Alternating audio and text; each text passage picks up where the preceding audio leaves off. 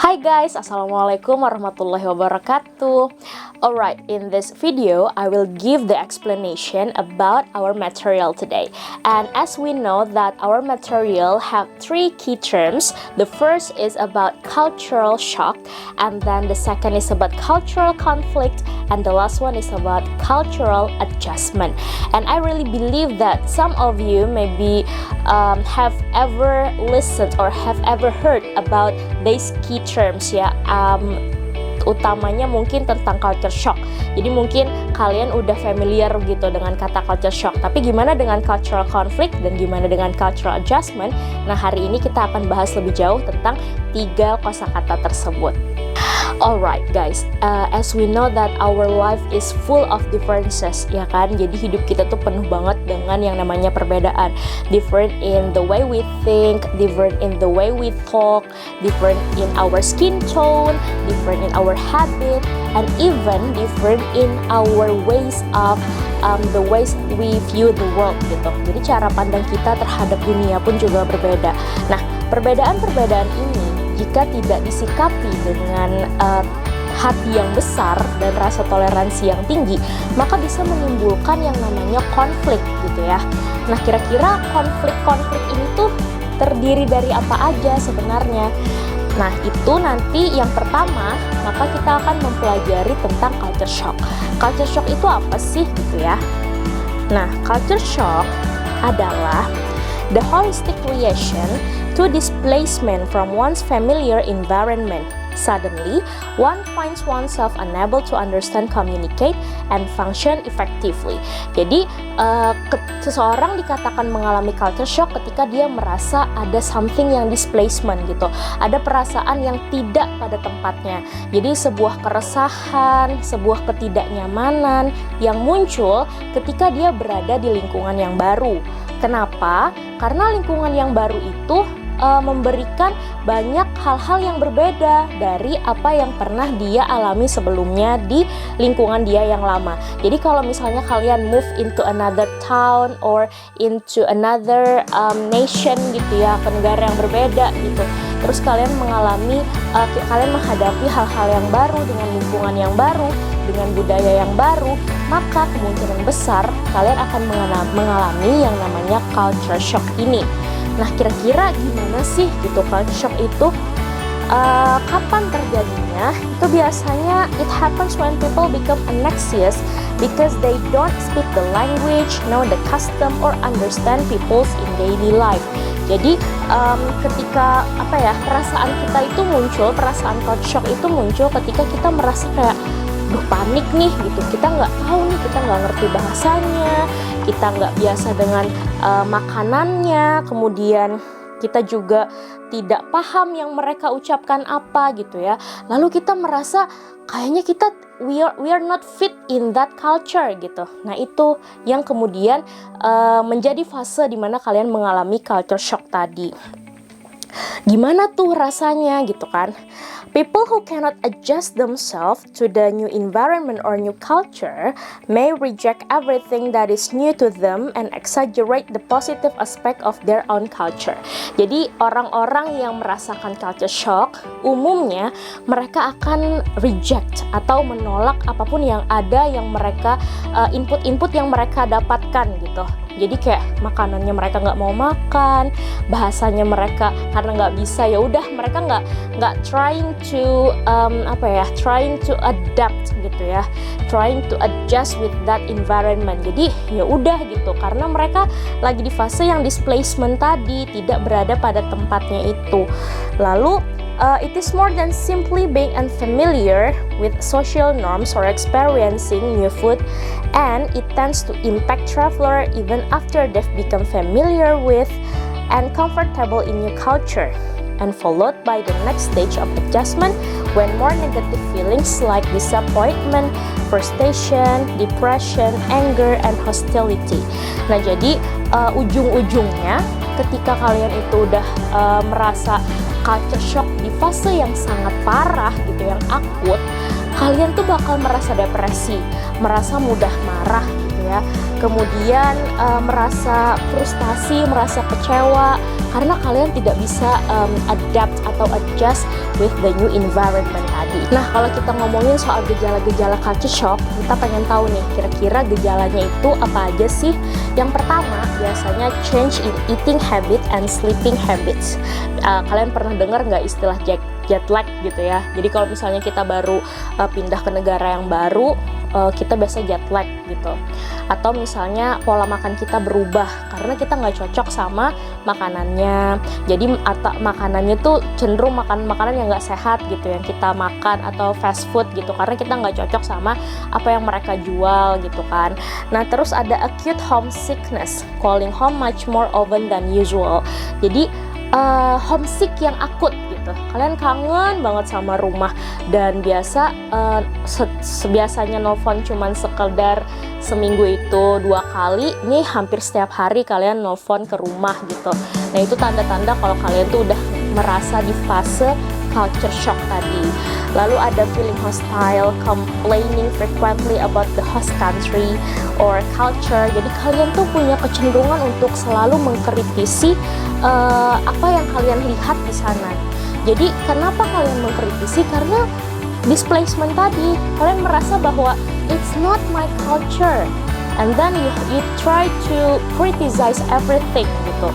Lalu irritability, sadness, and depression. Jadi kalian merasa mudah sedih, bahkan kalau berlama-lama sedih, akhirnya kalian merasa depresi gitu kan. Terus frequent frustration, being easily angered, kalian mudah marah jadinya karena keseringan frustasi, secara emosional kalian tidak stabil, lalu kalian mudah marah. Kemudian self-doubt, sense of failure, kalian lalu merasa gagal, kalian merasa tidak bisa beradaptasi dengan lingkungan ini, kalian cenderung merasa, aduh salah nih keputusan untuk pindah ke negara ini tuh salah banget, ternyata aku tidak cocok dengan budaya-budaya di sini gitu. Nah, itu kecenderungan perasaan-perasaan yang muncul saat kalian mengalami culture shock. Kemudian karena kalian secara emosional tidak stabil, kalian tuh lebih mudah merasa tidak sehat gitu. Jadi kalian merasa terkena penyakit inilah, badan jadi meriang lah, apa segala macam karena secara emosi kalian tidak stabil. Meskipun physically kalian itu sebenarnya sehat-sehat aja gitu, but mentally you are sick. And then the last one is withdrawing from friends or activities. Jadi kalian punya kecenderungan untuk menarik diri dari lingkaran pertemanan kalian dan tidak mau berbaur gitu ya dengan orang-orang di sana. Jadi kalian menutup diri dari aktivitas-aktivitas di luar dan cenderung untuk mengurung diri di rumah saja begitu. Nah, dari penjelasan-penjelasan tadi, ketika kalian tidak bisa cope deal gitu ya with that cultural shock, tidak menutup kemungkinan kalian akan berada di fase cultural conflict. Nah, ini yang akan kita bahas berikutnya. Apa sih yang dimaksud dengan cultural conflict? Sebelum kita memahami cultural conflict, kita harus paham dulu konflik itu apa. Conflict is competition between groups or individuals over perceived incompatible goals, scarce resources, or the power needed to acquire them. Jadi intinya akan terjadi konflik gitu ya ketika kita tidak dapat kita tidak memiliki goal yang sama gitu. Jadi kalau kita goalnya sama, kita tidak akan ada konflik. Tapi karena ada perbedaan tentang goal tadi, maka akhirnya konflik itu muncul. Nah, terus apa kaitannya dengan culture? Gimana hubungannya antara culture dan konflik ini? Bisakah itu terjadi? Dan kapan itu terjadinya? Conflict occurring between individuals or social group that are separated by cultural boundaries can be considered as cross-cultural conflict. Jadi cross-cultural conflict atau cultural conflict ini terjadi ketika ada perbedaan dalam memahami budaya gitu. Jadi nilai-nilai budaya, pakem-pakem kebudayaan yang kita miliki di budaya kita, kemudian kita datang ke budaya yang lain dan menemukan ternyata nilai-nilainya berbeda, maka akan terjadi cultural conflict di dalam diri kita gitu ya. Nah, sekarang pertanyaannya, apakah cultural conflict ini hanya terjadi antar intercultural saja bisakah itu terjadi dalam intracultural? Kita kan punya dua istilah ya. Ada intra, artinya antara culture dan subculture-nya. Misal dari orang Indonesia, subculture-nya kan banyak. Ada suku Banjar, ada suku Aceh, ada suku Jawa gitu kan. Nah, Aceh, Banjar, dan Jawa itu disebut subculture. Atau intercultural saja, jadi antara budaya Indonesia versus budaya Amerika misalnya. Nah, ternyata karena masyarakat kita ini kan homogen, maksud saya heterogen gitu ya, artinya beragam, dan kita itu dipisahkan oleh banyak sekali aspek. Misalnya aspek kinship, aspek sosial budaya, aspek education, ya level of education dan sebagainya. Dan itu ternyata mempengaruhi terbukanya peluang untuk perbedaan-perbedaan tersebut gitu. Jadi istilahnya, the more complex and differentiate the society, the more numerous are potential groupings. Jadi semakin society itu difference, banyak perbedaannya, maka grouping-groupingnya akan semakin besar peluangnya. So this means that conflict across cultural boundaries may occur simultaneously at many different levels, not just at the higher levels of social grouping, for example, those that separate American from Japanese cultures. Jadi, karena grouping-grouping kita banyak, maka kemungkinan besar cultural conflict ini tidak hanya terjadi antara intercultural saja, tapi intracultural juga bisa jadi ada konflik ini gitu. Jadi antara suku Banjar sama suku Jawa aja tuh bisa jadi ada kejadian cultural conflict ini. Nah, sekarang kira-kira apa sih yang terjadi dalam cultural conflict? Untuk cultural conflict, maka kita akan berkenalan dengan 3 istilah. Yang pertama ada yang disebut dengan ethnocentrism, yang kedua ada yang disebut dengan misinterpretation, dan yang terakhir ada stereotype. Jadi intinya ketiga istilah ini yang menyebabkan adanya cultural conflict tadi. Oke, sekarang kita akan bahas mengenai ethnocentrism dulu. Apa sih yang dimaksud dengan ethnocentrism? So, ethnocentrism often entails the belief that one's own race or ethnic group is the most important, or that some or all aspect of its culture are superior to those of other cultures. Speakers from different cultures assume that what they believe is right, because they have grown up thinking their way is the best, and this might result in negative attitudes and judgments toward other culture. These ethnocentrism attitudes cause people become critical of individuals from different cultures. Jadi intinya, ethnocentrism ini adalah perasaan di mana budaya kita itu adalah budaya yang paling baik, budaya yang sifatnya superior, dan kita merasa bahwa budaya orang lain itu salah gitu. Jadi pokoknya kalau bahasa Banjarnya merasa pembujur nyampang sudah. No. Jadi kalau budaya yang lain itu salah, budaya kita yang paling benar. Nah, ini berperan besar dalam menimbulkan cultural conflict tadi, karena tidak ada rasa toleransi, tidak ada rasa empati, tidak ada rasa simpati dalam memandang sebuah perbedaan. Oke, kemudian yang kedua kita berkenalan dengan istilah misinterpretation. Kayaknya ini umum ya, common gitu. Kalian pasti udah tahu misinterpretation artinya ada sesuatu pemahaman yang salah gitu ya. Nah, coba kita lihat definisinya apa. So, misinterpretation happens because people fail to interpret the verbal and nonverbal communication correctly. As we know that nonverbal language is more difficult than verbal language because one culture to another has different sign and meaning system. Jadi misinterpretation ini lebih kaitannya dengan ketika kalian berkomunikasi dengan orang lain, dengan orang yang berada di culture yang berbeda. Jadi misinterpretation yang mengarah kepada misunderstanding because you fail to understand their sign. Kan kalian masih ingat ya penjelasan yang minggu lalu gitu, bahwa ada beberapa negara yang memandang kalau misalnya dia setuju, dia kan umumnya kita nodding begini kan, tapi ada beberapa negara yang Kalau nodding tandanya tidak setuju gitu. Atau cara memanggil, ada yang seperti ini, tapi ada juga yang begini. Nah itu tuh kayak gesture, simbol yang berbeda in every culture, itu menimbulkan misinterpretation yang akhirnya menimbulkan cultural conflict tadi.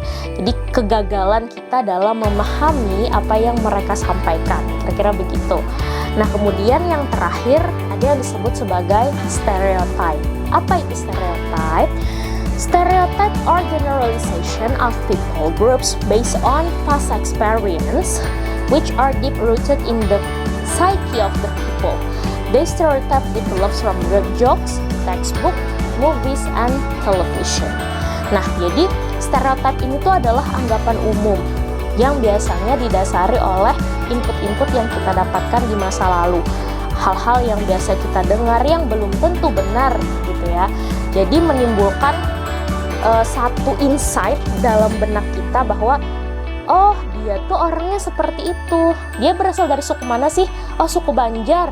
Oh, suku Banjar tuh orangnya ngegas-ngegas. Soalnya saya kenal nih satu orang. Dia orang Banjar ngomongnya ngegas mulu. Berarti orang Banjar itu emosional. Nah, itu bentuk-bentuk stereotip. Padahal kan belum tentu benar. Dan belum tentu setiap orang Banjar itu seperti itu gitu loh. Nah, bayangkan stereotip yang tidak bisa kita buktikan kebenarannya ini, kalau kita menanamkannya dalam benak kita dan hanya berpijak pada pandangan tersebut, besar sekali kemungkinan akan terjadi cultural conflict tadi. Maka, tiga istilah inilah yang akhirnya menimbulkan cultural conflict ketika kita berada di negara atau di budaya yang baru. Oke, selanjutnya kita akan masuk ke pembahasan mengenai cultural adjustment. Nah, jadi setelah kalian mengalami fase culture shock, kemudian culture shock diperparah dengan cultural conflict, ada titik di mana akhirnya kalian harus adjust gitu ya. Nah, apa sih cultural adjustment itu? Cultural adjustment consistently occurs in a series of distinct phases, each with specific characteristic. This process generally follows a U-shaped curve beginning with a high, then sinking into shock, and finally recovering to understand and enjoy a new culture. Nanti kalian buka PowerPoint-nya, kemudian kalian lihat di situ ada slide yang menunjukkan diagram yang bentuknya itu seperti huruf U. Nah, jadi cultural adjustment ini tuh ada fase-fasenya, dan fase ini yang akan kita bahas lebih jauh ya. Oke, kita akan bahas mengenai fase pertama dulu. Ada yang disebut dengan the honeymoon phase. What is it?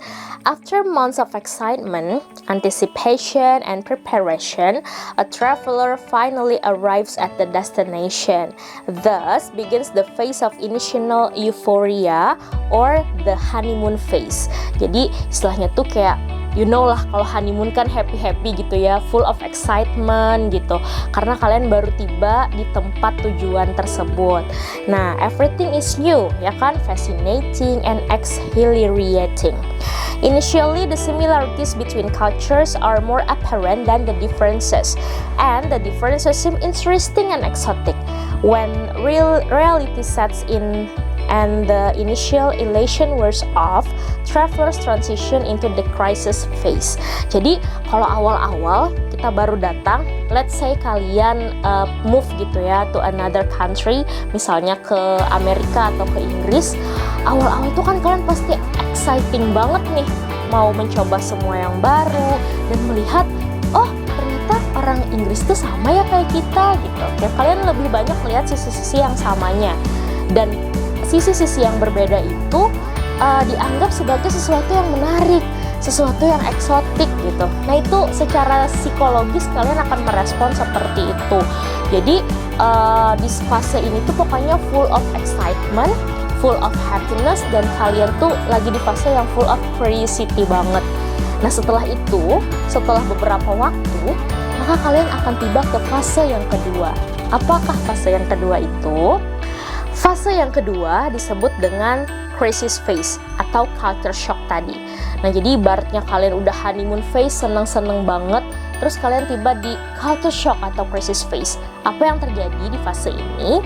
In this phase, one may experience but burn off the symptom of culture shock. culture differences become more salient, and one might become frustrated by difficulties communicating and performing basic tasks. Jadi kalian tuh merasa lebih depresi karena perbedaan-perbedaannya justru lebih terlihat daripada kesamaan-kesamaan budayanya gitu. Lalu disinilah terdapat culture shock tadi. Simptom-simptom yang sudah saya sebutkan di yang sebelumnya tadi tuh muncul di fase yang ini gitu. Nah, setelah itu apa yang terjadi?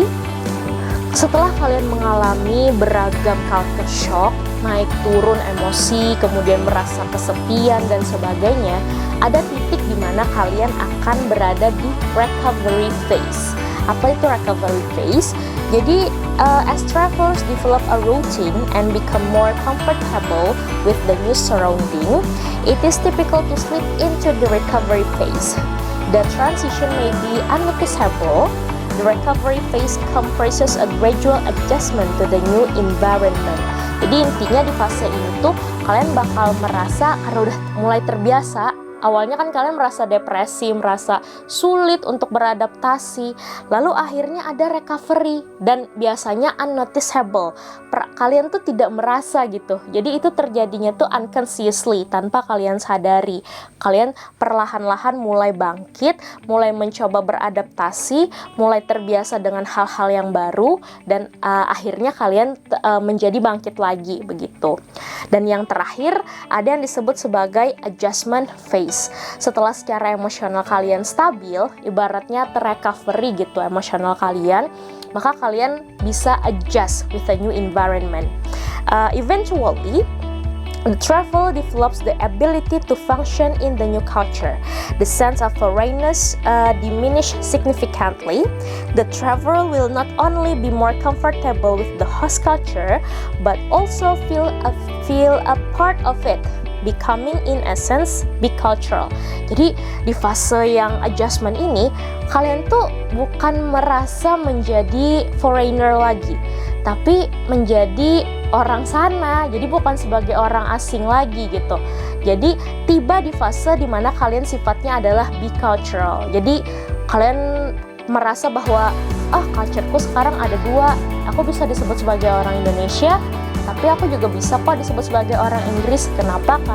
Karena kalian itu sudah adjust, sudah bisa beradaptasi dengan budaya yang di sana dan merasa nyaman dengan budaya yang di sana gitu. Nah, jadi itulah akhirnya yang disebut sebagai cultural adjustment. Bentuknya seperti U, dari yang awalnya kalian excitement banget di honeymoon phase, kemudian turun gitu ya, kalian mengalami yang namanya culture shock, mengalami krisis, kemudian sedikit menanjak ketika kalian sudah bisa recovery dari krisis tersebut, dan akhirnya kemudian tiba di puncak lagi yang disebut sebagai cultural adjustment tadi. Therefore, with time and patience, we can experience the positive effects of cultural adjustment. Apa aja positive effects-nya? Yang pertama, increase self-confidence. Yang kedua, improved self-motivation. Dan yang ketiga, heightened cultural sensitivity. Jadi 3 hal ini akan kalian rasakan ketika kalian sudah mau berusaha untuk adjusting with the new culture that you face gitu ya. And as you gradually begin to feel more comfortable in your new environment, you will feel free and then more like expanding your social network and exploring new ideas. And then you will feel increasingly flexible and objective about your experience, learning to accept and perhaps even practice part of the new culture while also holding onto your own cultural tradition. Jadi tidak ada lagi tuh yang namanya konflik di dalam batin kalian mengenai perbedaan budaya yang kalian hadapi. Itulah untungnya kalau kalian mau memasuki tahap cultural adjustment tadi gitu ya. Alright, jadi intinya hari ini kita membahas mengenai 3 hal utama, yaitu cultural shock, cultural conflict, and cultural adjustment. Untuk selanjutnya kita akan lanjutkan di diskusi, dan kalau kalian sudah ada pertanyaan bisa kita bahas di grup ya. Oke, thank you for your attention. Assalamualaikum warahmatullahi wabarakatuh.